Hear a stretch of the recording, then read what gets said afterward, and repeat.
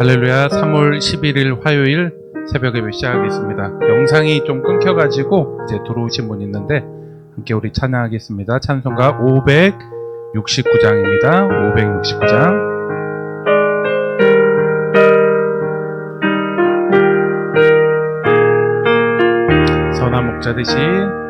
선한 목자 되신 우리 주 항상 인도하시고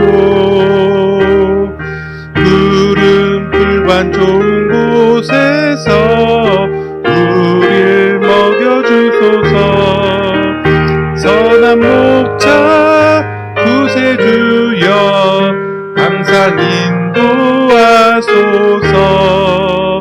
선한 목자 구세주여 항상 인도하소서. 양의 문이 되신 예수여 우릴 영접하시고 길을 잃은 양의 무리를 항상 인도하소서. 선한 목자 구세주여 항상 이루드소서. 선한 목자 구세주여 기도 들어주소서. 흠이 많고 약한 우리를 용납하여 주시고 주의 넓고 크신 은혜로 자유 얻게 하소서. 선한 목자 구세주여 지금 나아갑니다. 선한 목자 구세주여 지금 나아갑니다. 일찍 주의 뜻을 따라서 살아가게 하시고 주의 크신 사랑 베푸사 따라가게 하소서. 선한 목자 구세주여 지금 인도하소서. 선한 목자 구세주여 항상 인도하소서.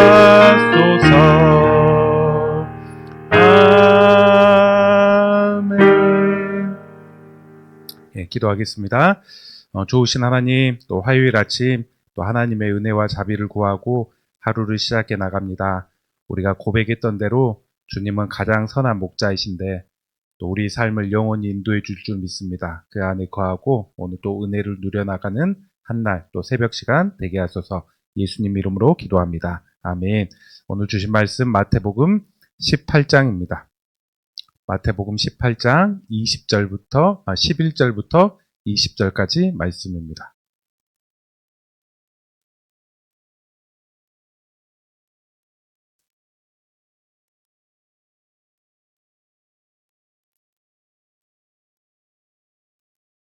마태복음 18장 11절부터 20절까지 말씀입니다.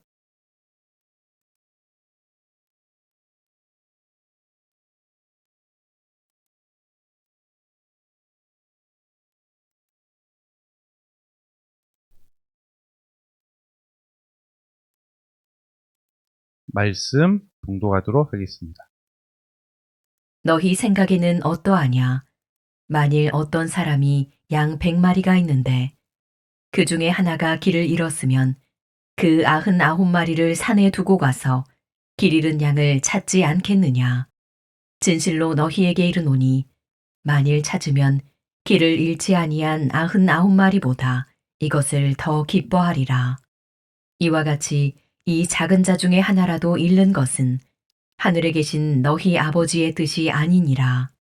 내 형제가 죄를 범하거든 가서 너와 그 사람과만 상대하여 권고하라. 만일 들으면 내가 내 형제를 얻은 것이요 만일 듣지 않거든 한두 사람을 데리고 가서 두세 증인의 입으로 말마다 확증하게 하라. 만일 그들의 말도 듣지 않거든 교회의 말하고 교회의 말도 듣지 않거든 이방인과 세리와 같이 여기라. 진실로 너희에게 이르노니 무엇이든지 너희가 땅에서 매면 하늘에서도 매일 것이요 무엇이든지 땅에서 풀면 하늘에서도 풀리리라. 진실로 다시 너희에게 이르노니 너희 중에 두 사람이 땅에서 합심하여 무엇이든지 구하면 하늘에 계신 내 아버지께서 그들을 위하여 이루게 하시리라. 두세 사람이 내 이름으로 모인 곳에는 나도 그들 중에 있느니라.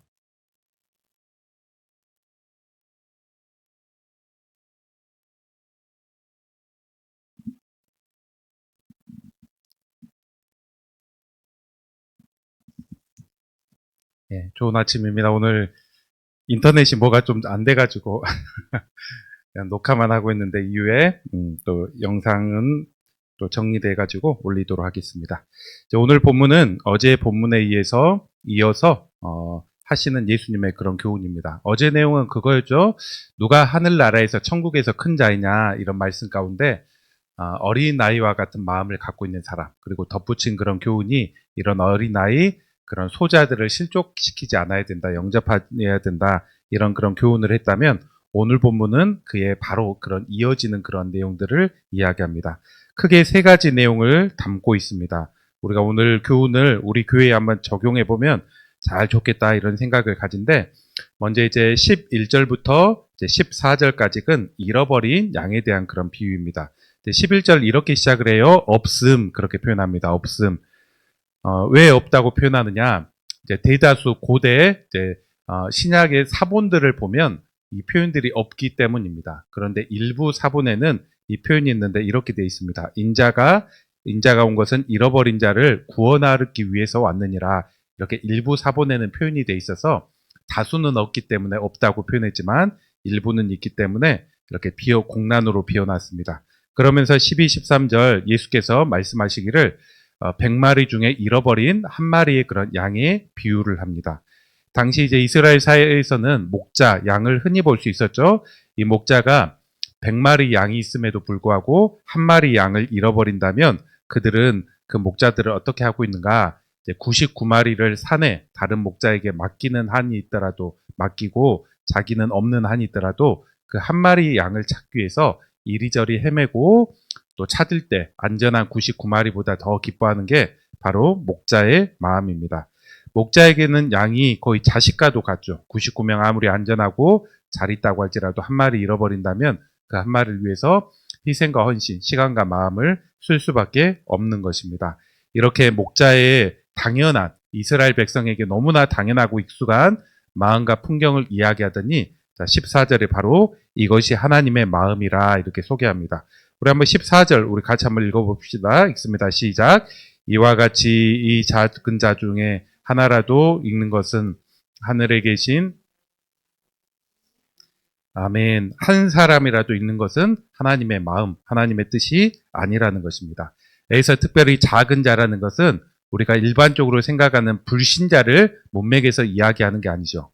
어제 본문과 어제 문맥과 연관돼서 본다면 여기서 잃어버린 자들이라는 것은 실족한 사람, 신앙생활 했다가 어떤 개인적인 혹은 관계적인 교회적인 그런 문제로 인해서 넘어지고 어떤 신앙의 큰 걸림돌과 또 신앙을 좀 멀리하고 잃어버린 그런 넘어진 그런 사람들을 이야기합니다. 이런 사람들 지금은 쉬고 있는데 한 사람도 떠나게 하는 게 하나님의 마음이 아니라 다 회복되게 하는 게 하나님의 간절한 마음이라 이렇게 얘기합니다.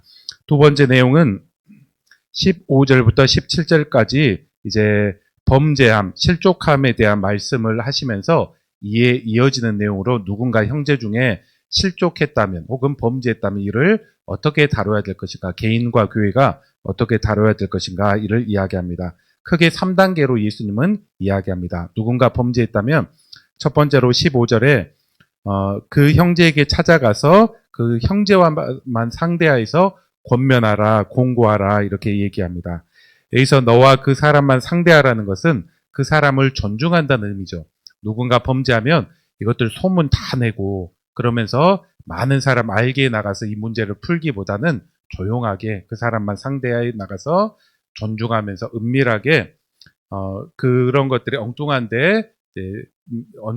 데로 가지 않고 조용히 일을 해결해 나간다. 이런 첫 번째 의미를 가지고 있습니다. 그리고 만일 그 범죄한 사람이 그런 권면을 듣고 내가 그랬다, 맞다, 내가 이것들을 잘못했다 이렇게 그가 받아들인다면 그 사람을 얻을 것이요. 그런데 그가 분명히 이게 확실함에도 불구하고 거부하고 이런 것들을 받아들이지 못한다면 두 번째 단계 16절에서 이렇게 얘기합니다. 두세 명의 증인을 데려가서 그에게 권면하라 얘기합니다.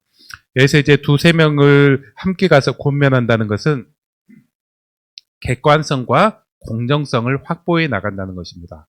유대인들이 재판을 할 때 두 명 이상의 증인이 있을 때 그 재판을 받았고 어떤 재판이 이루어질 수 있었습니다. 이것처럼 이제 두 명 이상, 세 명 이상이 함께 증인들이 가서 나도 이것들을 알고 있다, 봤다, 권면해 나갈 때 더욱더 객관적일 수 있고 공정할 수 있고 또 1대1로만 얘기했을 때는 이 사람이 좀 듣기 어려웠는데 조금 더 많은 다수가 이거에 대해서 심각하다, 이거는 문제가 있다 이렇게 얘기했을 때 자기의 일을 더욱더 공정하고 심각하게 받아들일 수 있을 것입니다. 이렇게 두 명, 세 명 가서 권면했을 때 받아들이면 또 이것들이 소문이 퍼져가지 않고 잘 이것들이 해결될 수 있을 것입니다.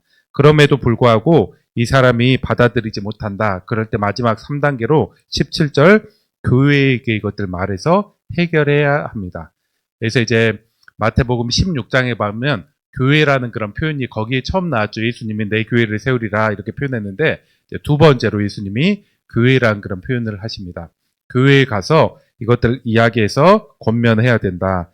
두세 명이 갔음에도 불구하고 이를 분명히 이것들 돌이켜야 됨에도 불구하고 받아들이지 못한 그런 사람은 교회의 정식적인 어떤 공고 또 공동체적인 공고와 또 필요하다면 어떤 공정한 재판과 이런 것들 통해서 그의 어떤 범죄한 그런 사실이 있다면 또 이것들 통해서 또 징계하기도 하고 회복하도록 돕는 그런 어떤 절차가 필요합니다. 그런데 이 사람이 마음이 너무 굳어져서 교회의 권면과 결정까지도 분명함에도 불구하고 받아들이지 못한다. 이럴 때 어떻게 해야 되냐? 예수님 이제 17절 하반절에 얘기하기를 이방인과 세리처럼 여기라. 이방인과 세리는 당시 회당 공동체에 들어오지 못하는 그런 사람이었습니다.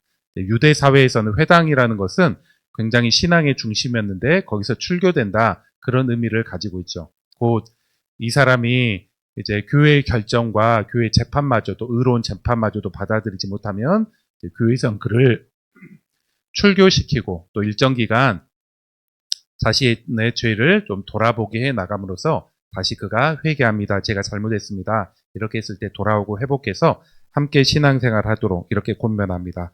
이렇게 하는 목적은 그를 아주 못된 놈으로 드러내고 밝히고 그렇게 하려는 게 아니죠.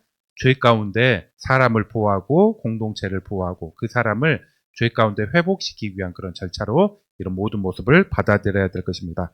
마지막 세 번째 예수님의 권면은 18절부터 20절까지 이제 합심 기도의 능력에 대해서 나옵니다.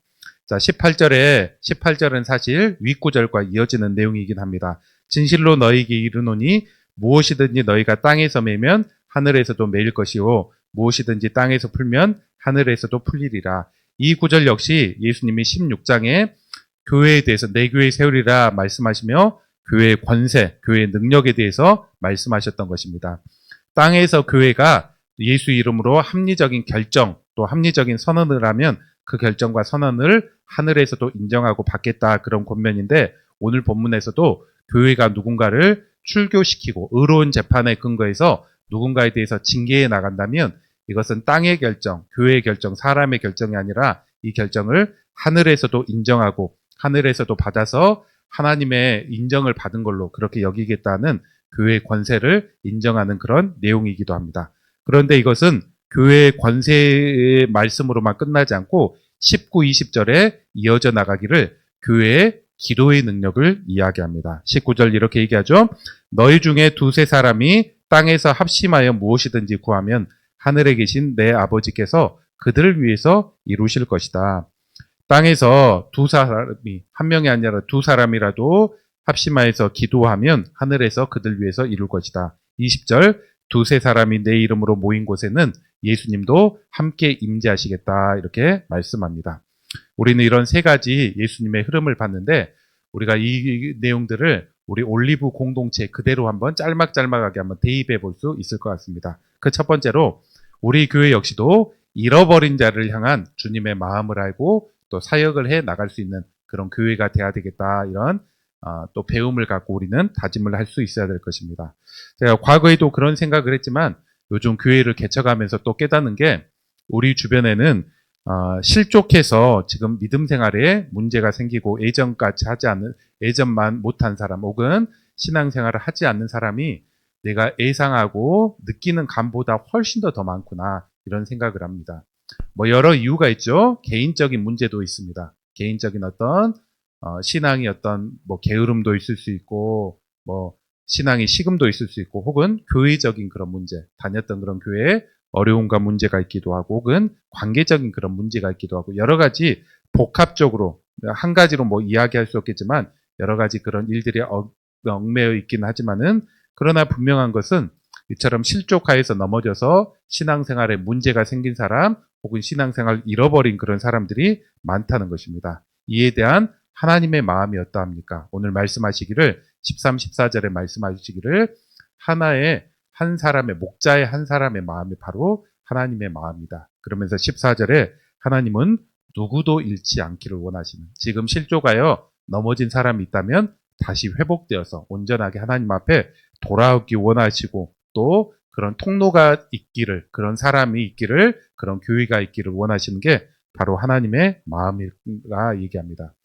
우리는 이 말씀 앞에 순종할 수 있어야 될 것입니다. 우리 개인이 우리 교회가 우리가 오랫동안 신앙생활에 나가면 우리 주변에는 사실 신앙생활에 실족하고 멈춰버린 그런 사람들이 있습니다.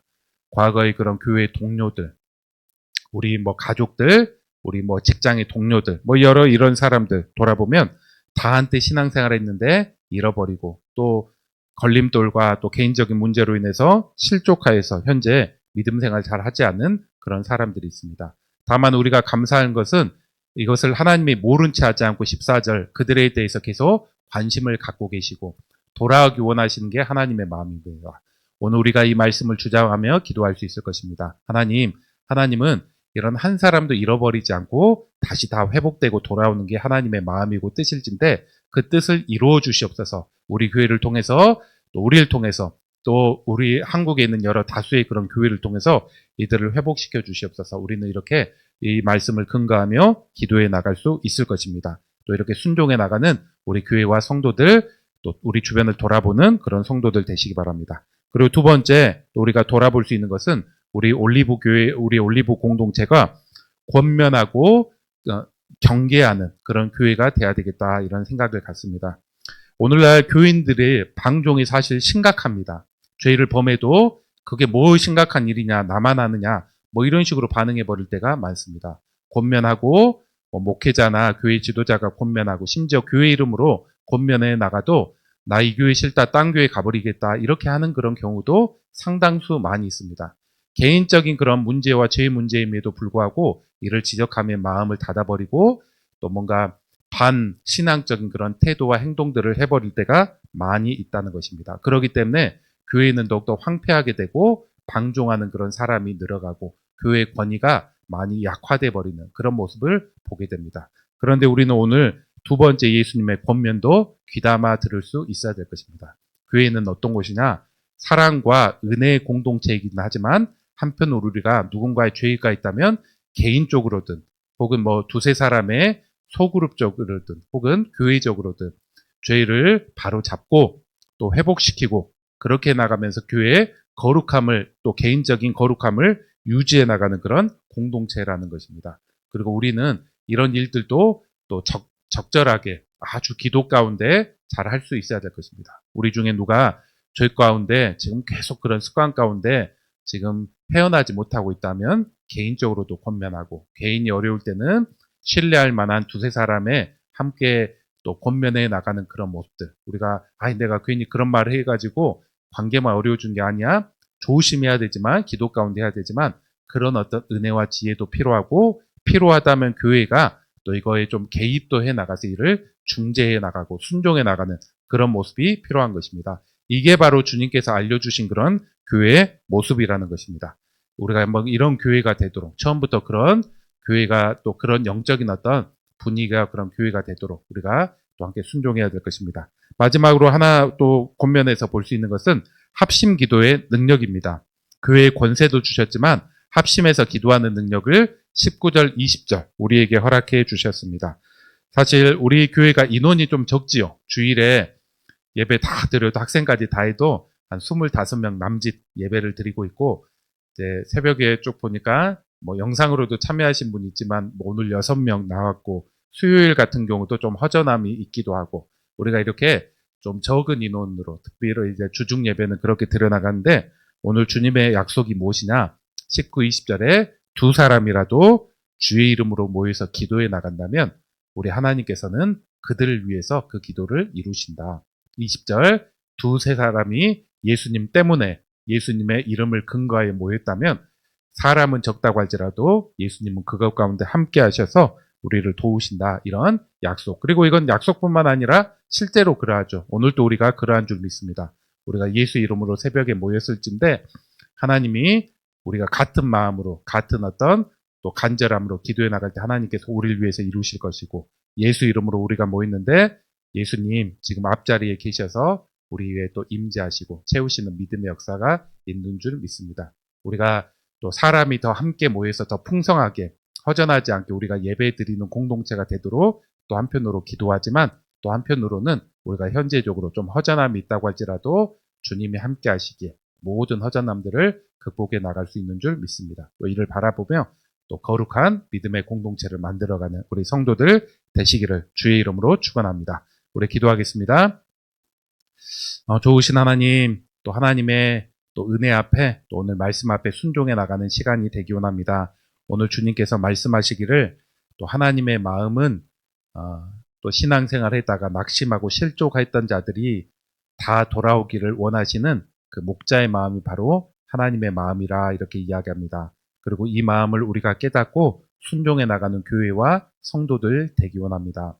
우리 주변에 또 회복해야 될 그런 이들 하나님 깨워주시고, 또 우리에게 돌아볼 수 있는 여력과 믿음을 허락해 주시고, 또 우리 올리브 공동체가 이런 이들을 잘 품을 수 있는 믿음의 교회 되어 나가도록 은혜를 베풀어 주시옵소서.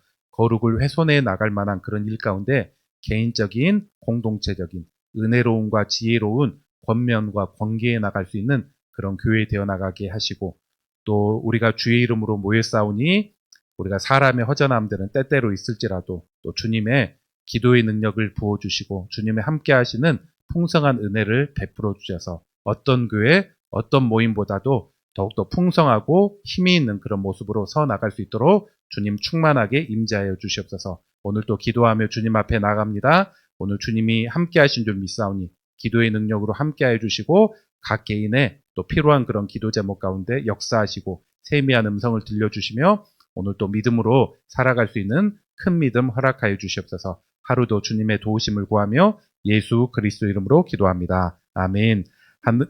우리가 같이 한번 기도합시다. 우리 합심해서 같이 한번 기도하기를, 오늘은 말씀 한번 쭉 한번 돌아보면서 이것들을 우리 개인과 공동체적으로 한번 기도합시다. 우리가 한번 붙들어야 될 잃어버린 그런 사람은 누가 있는지, 실족하고 넘어지고 신앙생활하지 못한 사람 누가 있는지 돌아보고 이를 또 일으킬 수 있는 그런 우리 교회 되어 나가도록 붙들어 주시옵소서. 권계하고 권면하는 교회 합심 기도의 그런 능력이 살아있고, 또 주님 또 여러 우리가 공예배마다 허전함들을 주님의 넉넉한 그런 은혜로 더욱더 채워주시옵소서. 이번 주 주중에 그런 공예배도 붙들어 주시옵소서. 이런 내용으로 기도하고 가져온 그런 기도 제목 따라 기도합시다. 우리 주여 한번 부르고 기도하겠습니다. 주여, 은혜 하나님, 또 하나님의 은혜를 구해 나갑니다. 하나님, 또 오늘 진리의 말씀 붙잡고 우리가 또 중보기도 하며 더욱더 초도에 나아가오니 합심해서 또 하나님의 뜻들이 이루어지기를 또 기도하며 나아가오니 하나님 역사해 주시고, 또 우리가 순종해야 될 그런 내용들이 있다면 가능하고 또 그 앞에 이렇게 믿음의 발걸음에 나가도록 붙들어 주옵소서. 또 이후에 우리가 개인적인 그런 기도 제목 가운데 하나님의 뜻을 구하고 은혜를 구해 나갈 때